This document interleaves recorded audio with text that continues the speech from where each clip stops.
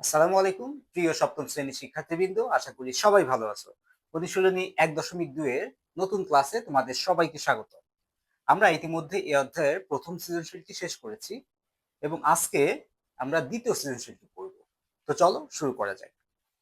আমাদের উদ্দীপকে বলে দিয়েছে দুইটি ক্রমিক সংখ্যার বর্গের অন্তর 91 এবং 2 পূর্ণ 5/18 একটি ভগ্নাংশ।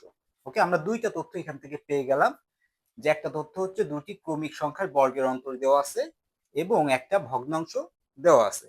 ওকে, কতে আমাদের কি বলছে? কতে বলছে 1.0201 এর বর্গমূল নির্ণয় করো। ওকে, আমরা কিন্তু অলরেডি এই অধ্যায় থেকে বর্গমূল, ভগ্নাংশের বর্গমূল এবং পূর্ণ সংখ্যার কিভাবে বর্গমূল বের করতে হয় সেটা শিখে ফেলেছি। তো আশা করি খুব সহজেই তোমরা এটা বুঝতে পারবে। তাহলে একের ক আমাদের দেওয়া আছে কি 1.0201 এই সংখ্যাটি দেওয়া আছে। ওকে, আমরা যদি এখন এর বর্গমূল বের করি, দেখো তাহলে প্রথম কাজ কি আমাদের? প্রথম কাজ হচ্ছে দশমিকের আগে যে পূর্ণ সংখ্যা থাকবে, তার মানে যে পূর্ণ সংখ্যাটা আছে এই পূর্ণ সংখ্যার বর্গমূল করা। তাহলে দেখো এমন সংখ্যা নিতে হবে যেই সংখ্যার বর্গ করলে এখানে যে পূর্ণ সংখ্যা আছে সেই পূর্ণ সংখ্যা সমান হবে অথবা তার চেয়ে ছোট হবে। তাহলে দেখো আমরা যদি এখানে 1 নিই তাহলে 1 এর বর্গ করলে হয় 1। এটা কিন্তু মিলে যাচ্ছে, তাই না? তাহলে আমরা নিতে পারি কত? 1। ওকে, আমরা 1 নিলাম, তাহলে 1 এর বর্গ করলে কত হয়? 1। এবার বিয়োগ করো, একে একে বিয়োগ করলে বসে কি?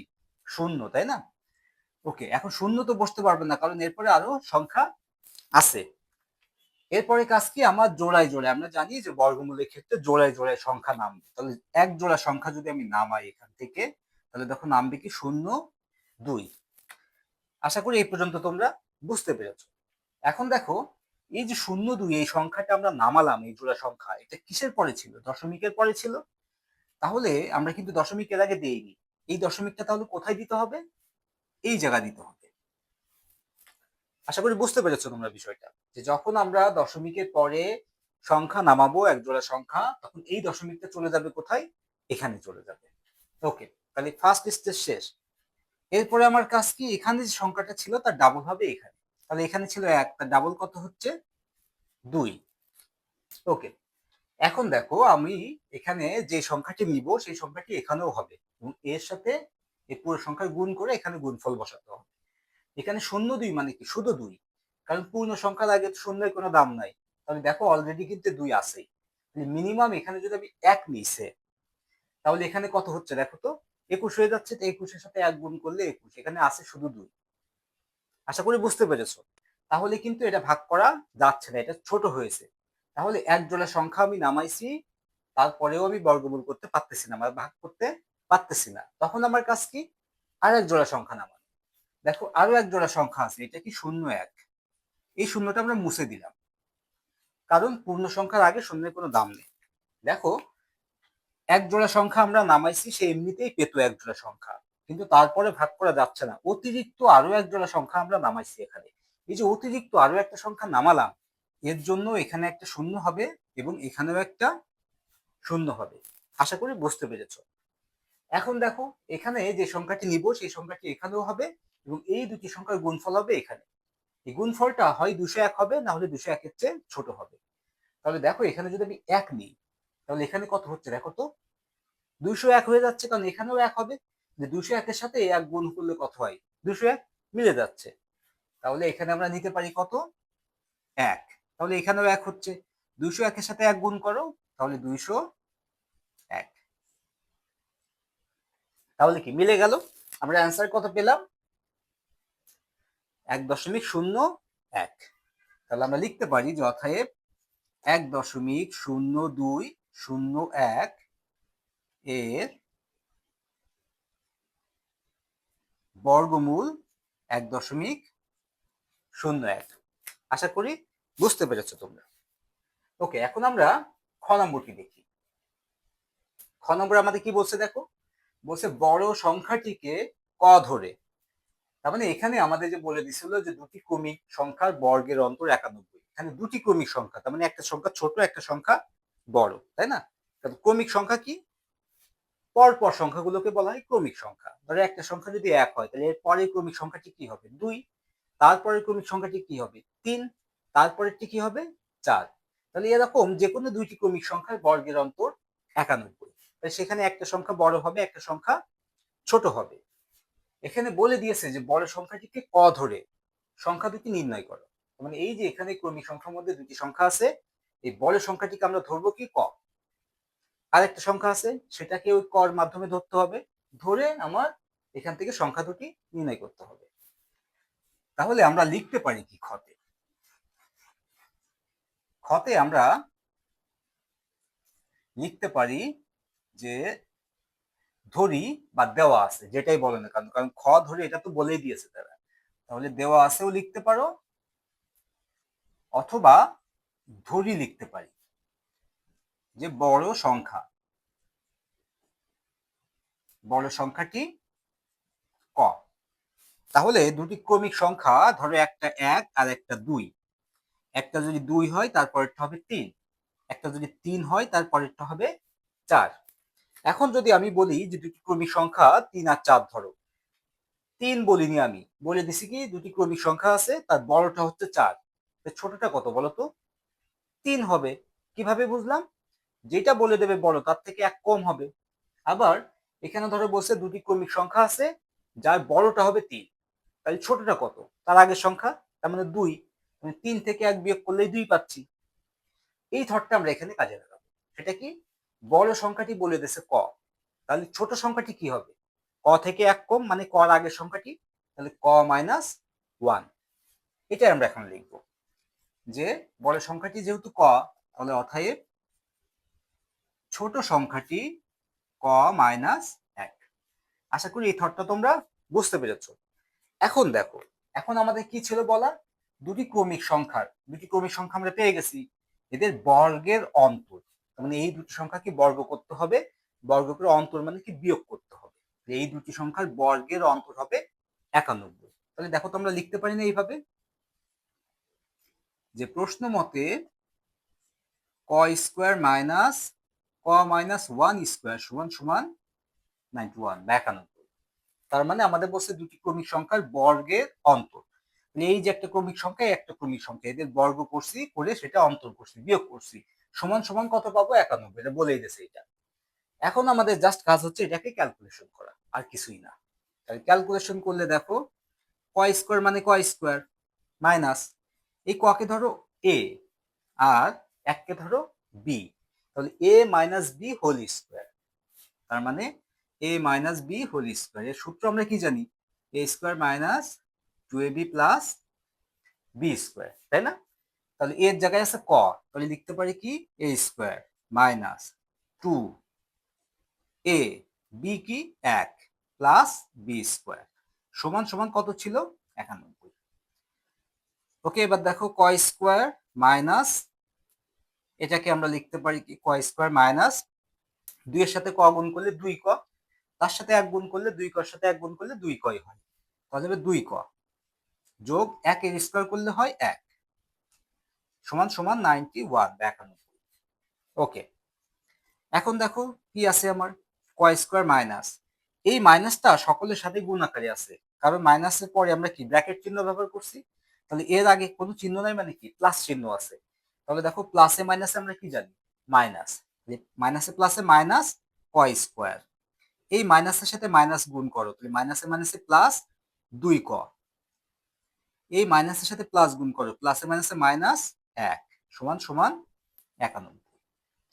এখন দেখো এইটা প্লাস ক স্কোয়ার, কারণ এর আগে কোনো চিহ্ন নাই তার মানে প্লাস আছে, আর এটা মাইনাস ক স্কোয়ার, তাহলে ক স্কোয়ার আর ক স্কোয়ার কেটে যাচ্ছে, প্লাস ক স্কোয়ার মাইনাস ক স্কোয়ার কেটে যাচ্ছে, আমার এখানে কি থাকতেছে? 2 ক মাইনাস 1 সমান সমান 91। বা এখন দেখো তো এই মাইনাসটা 2 ক এর সাথে মাইনাস 1 আছে, এই মাইনাস 1 কে আমি যদি সমান সমানের ওই পাশে নিয়ে যাই, তাহলে দেখো মাইনাস সমান সমানের ওই পাশে নিয়ে গেলে মাইনাস হয়ে যাবে প্লাস, তাহলে আমরা লিখতে পারি 2 ক সমান সমান 91 যোগ 1। ওকে, বা 2 ক সমান সমান 92, 91 সাথে 1 যোগ করলে কত হয়? 92। 2 আছে কয়ের সাথে গুণ আকারে, আমি যদি ওই পাশে নিয়ে যাই কি হবে, ভাগ হবে। তাহলে বা ক সমান সমান 92 ভাগ 2 সমান সমান 92 কে 2 দিয়ে ভাগ করলে কত হয়, 46। আমরা কিন্তু অ্যান্সার পেয়ে গেছি। বলছে যে সংখ্যা দুটি বের করতে হবে, বড় সংখ্যাটি ধরছিলাম ক, তাহলে ক হচ্ছে 46, ছোট সংখ্যাটি কত ছিল, ক মাইনাস 1, তাহলে 46 মাইনাস 1 কত হবে, 45। তাহলে এই দুটো সংখ্যার ভিতরে একটা সংখ্যা হবে 45 আর একটা সংখ্যা হবে কত, 46। তাহলে আমরা লিখতে পারি, আমরা এই পাশে দেখাই, অতএব বড় সংখ্যাটি সমান সমান 46 আর ছোট সংখ্যাটি সমান সমান 46 মাইনাস 1 সমান সমান 45। এটাই আমাদের উত্তর। আশা করি তোমরা খুব সহজে এটা বুঝতে পেরেছো। এরকম অঙ্ক কিন্তু আমরা মূল বইয়েও করেছি, তাই না? ওকে, এখন আমরা গ নম্বরটি দেখি। আমাদের গ নম্বর অঙ্কে বসে উদ্দীপকের ভগ্নাংশটির 3 স্থান পর্যন্ত বর্গমূল নির্ণয় করো। তার মানে উদ্দীপকে আমাদের একটা ভগ্নাংশ দিয়েছে, এটা একটা মিশ্র ভগ্নাংশ। এই ভগ্নাংশটি বর্গমূল নির্ণয় করতে হবে 3 স্থান পর্যন্ত, তাই না? এই ধরনের অঙ্ক কিন্তু আমরা করে ফেলেছি। তাহলে দেখি কত সহজে অঙ্কটি সলভ করা যায়। ওকে, তাহলে আমাদের গতে যে সংখ্যাটি দেওয়া আছে সেটা হচ্ছে 2 পূর্ণ 5/18। দেখো তো, এটাকে আমরা মিশ্র ভগ্নাংশ আছে, আমরা এটাকে অপ্রকৃত ভগ্নাংশে পরিণত করব। নিয়মটা কি, হরের সাথে পূর্ণ সংখ্যা গুণ করতে হয়। 18 সাথে পূর্ণ সংখ্যা আছে 2 গুণ করো, 18 দুগুণী 36। উপরে লবের সাথে সেই গুণফলটা যোগ করতে হয়, 36 এর সাথে 5 যোগ করো, কত হয়, 41। তাহলে সংখ্যাটি আসতেছে কত, 41/18। ওকে, এখন কি কাজ, এর বর্গমূল করতে হবে। তাহলে সংখ্যাটির বর্গমূল করি। সংখ্যাটির বর্গমূল করি। ওকে, তাহলে বর্গমূল করলে আমার বর্গমূল চিহ্ন আমি নিয়ে আসলাম, 41/18 একে বর্গমূল করলাম। ভগ্নাংশের বর্গমূলের ক্ষেত্রে আমাদের যেটা খেয়াল করতে হবে সেটা হচ্ছে ভগ্নাংশের যে হর থাকবে, হরটাকে পূর্ণবর্গ সংখ্যায় রূপান্তর করা। এবং পূর্ণবর্গ সংখ্যায় রূপান্তর করতে গেলে এর সাথে কোনো একটি সংখ্যা হয়তোবা গুণ করা লাগবে, যে কোনো সংখ্যা। এখন দেখো, কোনো যোগ বা বিয়োগ করে বানানো যাবে না, গুণ করে বানাতে হবে। এর সাথে যত গুণ করব আমি, ঠিক লবের সাথে সেই সংখ্যাটি গুণ করতে হবে। এখন 18-র পরে পূর্ণবর্গ সংখ্যা কোনগুলো আছে, আমরা যদি বর্গ দেখি, 4-এর স্কয়ার 16, 5-এর স্কয়ার 25, 6-এর স্কয়ার 36, 7-এর স্কয়ার 49। দেখো, 16, 18 হচ্ছে ছোট, তার মানে এটা বানানো কখনোই সম্ভব না, যেহেতু সে অলরেডি 18 আছেই। 18 হচ্ছে বড় পূর্ণবর্গ সংখ্যা হচ্ছে 25, 36, 49, বাড়তে থাকবে এভাবে। কারণ 25-কে বর্গমূল করলে পাবো 5, 36-কে বর্গমূল করলে পাবো 6, 49-কে বর্গমূল করলে পাবো 7। এরা প্রত্যেকে কি পূর্ণবর্গ সংখ্যা, এবং দেখো এরা প্রত্যেকে 18 হচ্ছে বড়। এখন 18-কে তাহলে 25 বানানো যায় কিনা কোনো সংখ্যা গুণ করে, দেখো তো 18-র সাথে কোনো পূর্ণ সংখ্যা গুণ করলে কি 25 বানানো সম্ভব? 18-কে 18, 18 দুগুণী 36, সম্ভব না। কিন্তু 36 বানানো যাচ্ছে 18-কে। এর সাথে যদি আমি 2 গুণ করি তাহলে 18 দুগুণী 36, এটা একটা পূর্ণবর্গ সংখ্যা পরিণত হচ্ছে। তাহলে আমরা বুঝে ফেললাম যেখানে হরকে পূর্ণবর্গ সংখ্যা বানাইতে গেলে হরের সাথে আমার গুণ করা লাগবে 2, লবের সাথেও সেই 2 গুণ করে দেব। ওকে, আশা করি এই কনসেপ্টটা তোমরা বুঝতে পেরেছো। তাহলে এখানে আমরা কত পাচ্ছি, দেখো এখানে পাচ্ছি হচ্ছে 41 দুগুণী 82, আর নিচে পাচ্ছি 18 দুগুণী 36। ওকে, এখন দেখো এই বর্গমূলটা তো দুইটার সাথেই আছে, তাহলে 36-কে যদি বর্গমূল করি আমি কত পাবো, 6, আর উপরে থাকলো কত, 82। এই 82টাকে এখন আমার বর্গমূল করতে হবে। তাহলে 82 যদি বর্গমূল করি আমি, তাহলে এই পাশে আমি দেখাই 82-কে বর্গমূল করে। দেখো এক জোড়া সংখ্যা আছে, এমন সংখ্যা নিতে হবে যেই সংখ্যা নিলে, যেই সংখ্যার বর্গ করলে 81 হবে, অথবা 81 থেকে 82 হবে, অথবা 82 থেকে ছোট হবে।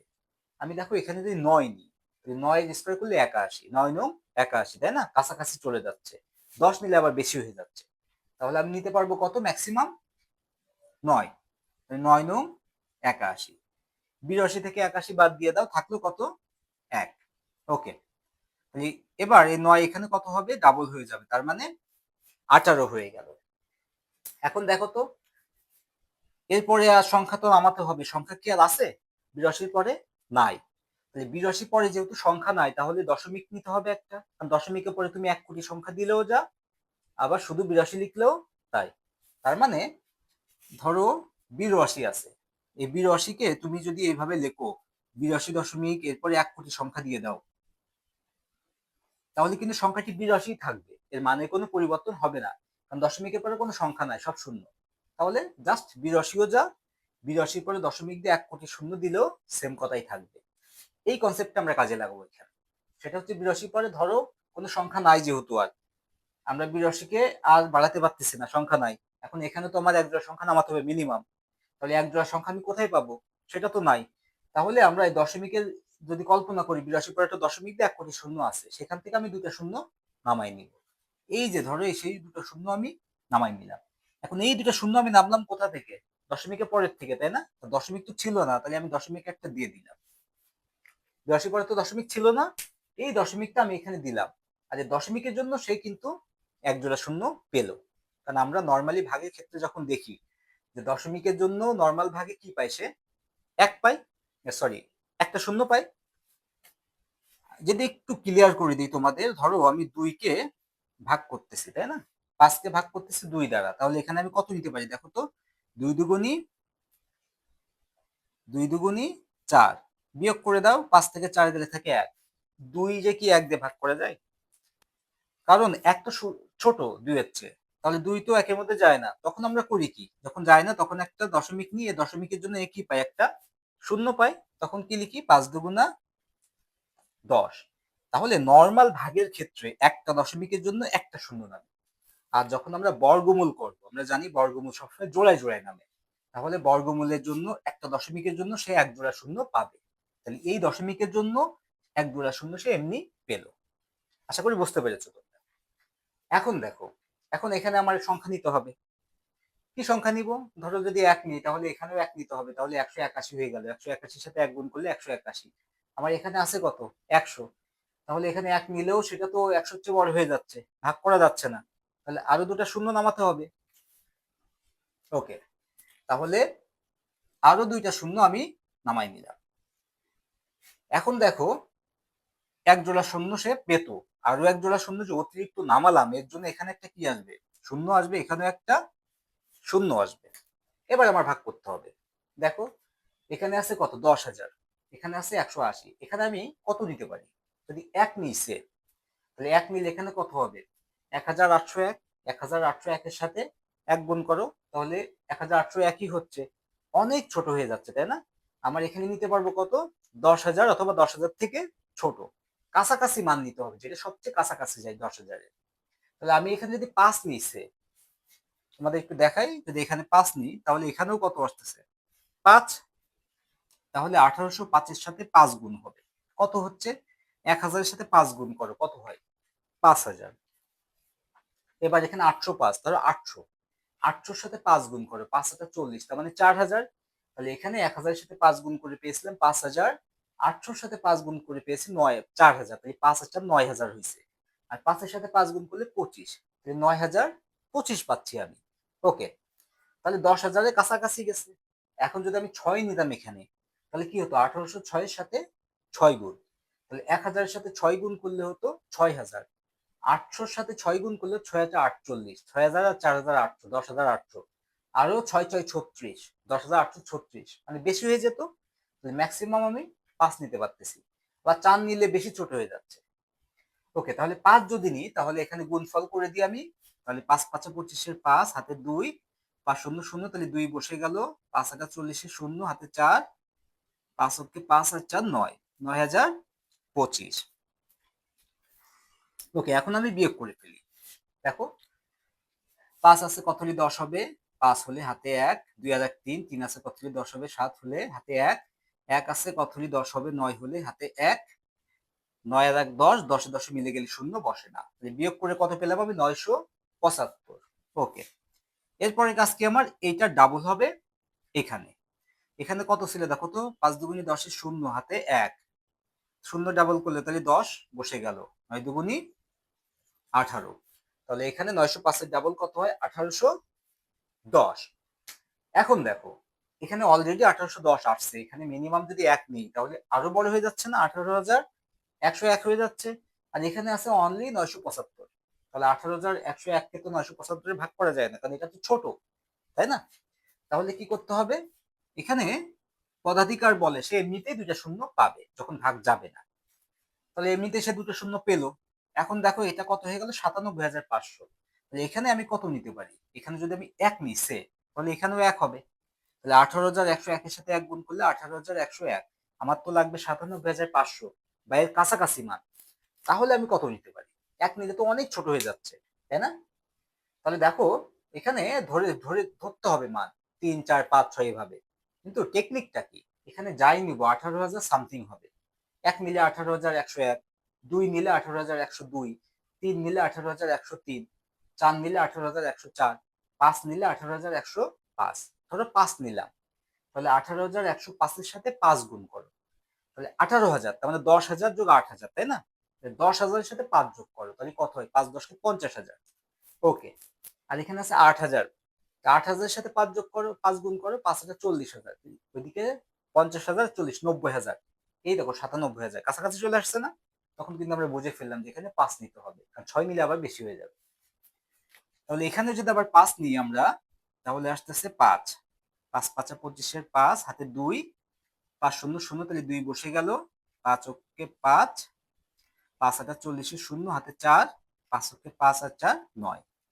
ওকে বিয়োগ করো, 5 আছে কত হলে 10 হবে, 5 হলে হাতে 1, 2 আর 1 3, 3 আছে কত হলে 10 হবে, 7 হলে হাতে 1, 5 আর 1 6, 6 আছে কত হলে 15 হবে, 9 হলে হাতে 1। ওকে 1 আছে কত হলে 7 হবে, 6 হলে হাতে আর থাকে, থাকে না, তাহলে 9 9 মিলে গেলে শূন্য বসে না, তাহলে আমরা পেলাম কত, 6,975। ওকে, এবার এর ডাবল এখানে করতে হবে, তাহলে এর ডাবলটা যদি এখানে করি আমি, তাহলে কত হবে দেখো, 5 দুগুণা 10 শূন্য, হাতে 1, 5 দুগুণে 10 আর 1 11, 1 হাতে 1 শূন্য আছে, তাহলে 1 বসে গেল, 9 দুগুণি 18। ওকে, তাহলে আশা করি ডাবলটা এটা বুঝতে পেরেছো তোমরা। এখন অঙ্ক যদি আমি এখানেও রেখে দিই তাও কিন্তু হবে, তাই না? কারণ আমাদের বলছে 3 দশমিক স্থান পর্যন্ত মান বের করতে, আমরা অলরেডি 3 দশমিক স্থান পর্যন্ত ধরো এটার মান বের করেছি। এখন এটার মানের সাথে আমার নিচে যে কত ছিল 6, 6 ভাগ করে যে মানটা আসবে সেটা আমি বসাই দিব 3 দশমিক স্থান পর্যন্ত নিয়ে। কিন্তু আমি সাবধানতা অবলম্বন করব যে পরে যদি কোনো বড় সংখ্যা থেকে থাকে, যেমন 5 বা 5 এর চেয়ে বেশি যদি হয়, তাহলে 3 দশমিকের ক্ষেত্রে এর সাথে কি 1 যোগ করতে হবে। এই জন্য আমি আর 1 দশমিক পর্যন্ত বেশি নিব, মানে 3 দশমিক বলছে আমি মান নির্ণয় করবো 4 দশমিক পর্যন্ত, তারপরে আমি কমাবো। এখন দেখো এখানে হচ্ছে কত আমার, 18,010, তাই না? আর এখানে আমার কত আছে, সরি এখানে কত আছে, 18,110। 18,110 আর আমার এখানে আছে 6,975, অলরেডি এ কিন্তু বড়। তাহলে আমার কি করতে হবে দেখো তো, এখানে শূন্য নামাইতে হবে দুটো, তাহলে আমি এখানে যদি দুইটা শূন্য নামাই, সে এমনিতেই দুটো শূন্য পাবে যখন ভাগ করা যাবে না। তাহলে কত হয়ে গেল সে, দেখো তো, 6,97,500। ওকে, এখন আমি কত নিতে পারি, যদি আমি এখানে 1 নিই, তাহলে এখানে কত হবে দেখো তো, 1,81,101। তার মানে আমি যদি এখানে 1 নিই, তাহলে দেখো কত হচ্ছে, 1,81,101। 1,81,101 এর সাথে 1 গুণ করলে 1,81,101, আমার লাগবে 6,97,000, প্রায় 7 লাখ, অনেক কম হয়ে যাচ্ছে।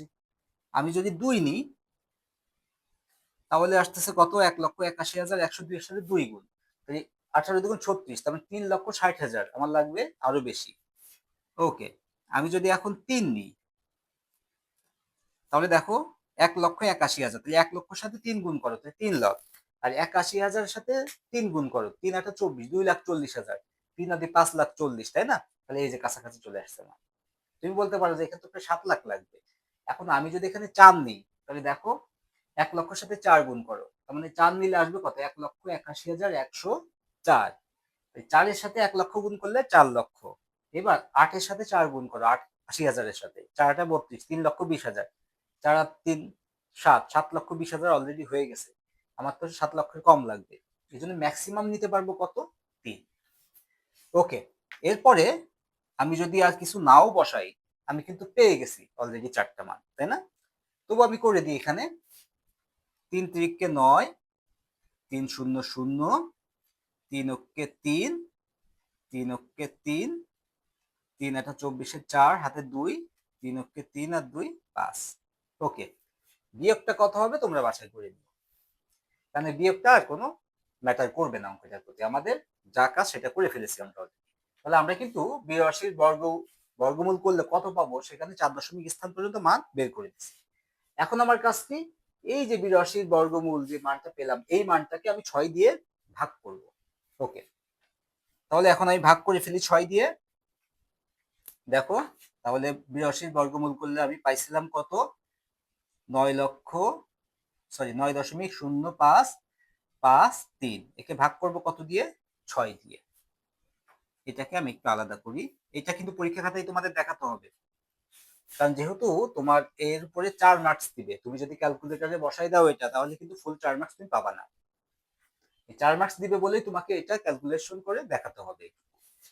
ওকে, এখন 6 দিয়ে আমি যদি একে ভাগ করি, 9.0553, এই ভাগটাকে আমি একটু উপরে দেখাই, মানে তোমাদের জন্য সুবিধা হবে।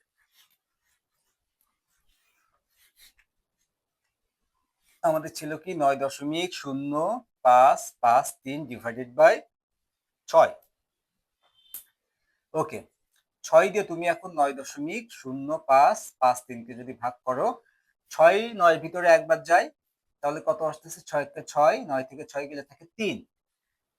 দেখো 6 তো 3 এর মধ্যে যায় না, দশমিকের পরে সংখ্যা আছে, সেই সংখ্যার একটা সংখ্যা আমরা নামাই ফেলবো। দশমিকের পরের থেকে নামালাম বলে এখানে একটা দশমিক চলে আসবে। 6 30 এর মধ্যে কয়বার যায়, 5 বার, 5 6 30। ওকে, এখন দেখো আমার 30 মিলে গেল, তো শূন্য। এখন আমার সংখ্যা নামাতে হবে এখান থেকে একটা 5। 6 কি 5 এর মধ্যে যায়, যায় না, কারণ 5 ছোট, তাহলে আরো একটা সংখ্যা নামাতে হবে। তাহলে আরো একটা সংখ্যা আছে কি 5, পরের সংখ্যা নামাই ফেললাম। একটা সংখ্যা সে এমনি পেত, অতিরিক্ত যে আরো একটা সংখ্যা নামালাম এর জন্য একটা শূন্য আসবে এখানে। ওকে, এবার 6 দিয়ে 55 এর মধ্যে কয়বার যায়, 6 9 54, থাকে কত, 1। 55 থেকে 54 বলে 1 আছে কত, 3। 6 দুগুণী 12। তোমার আর দরকার নেই এখানে, সরি এখানে 1 থাকবে, এখানে তোমার আর ভাগ করার দরকার নাই, কারণ আমাদের বলছে 3 দশমিক স্থান পর্যন্ত বর্গমূল নির্ণয় করতে, আমরা অলরেডি 4 দশমিক স্থান পর্যন্ত করে ফেলেছি, আর বাড়তি করার দরকার নাই। তাহলে আমরা লিখতে পারি কি, যে এটা সমান সমান কত, 1.5092, তাই না? এই ভাগটা তুমি ক্যালকুলেশন করেও দেখাতে পারো, তুমি যদি ক্যালকুলেটরে বের করো তাতেও কোনো সমস্যা হবে না। ওকে, ওকে, তাহলে এখন আমার 4 দশমিক পর্যন্ত পেয়েছি, আমার নিতে হবে 3 দশমিক স্থান পর্যন্ত। লিখতে পারি যে অতএব, বা এটাকে সমান সমান লিখতে পারি 1.509।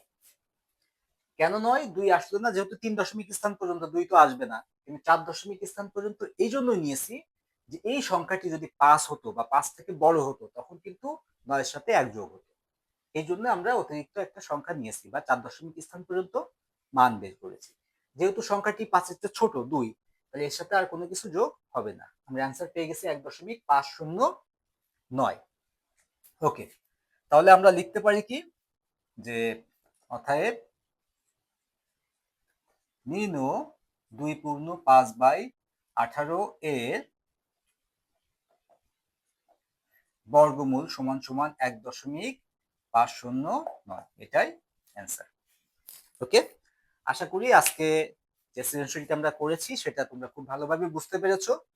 আজকে পর্যন্ত, পরবর্তী ক্লাসে আমরা আরেকটা সৃজনশীল করবো অধ্যায় থেকে, এবং ওটাই হবে সৃজনশীলের শেষ ক্লাস। সে পর্যন্ত সবাই ভালো থেকো, আল্লাহ হাফেজ।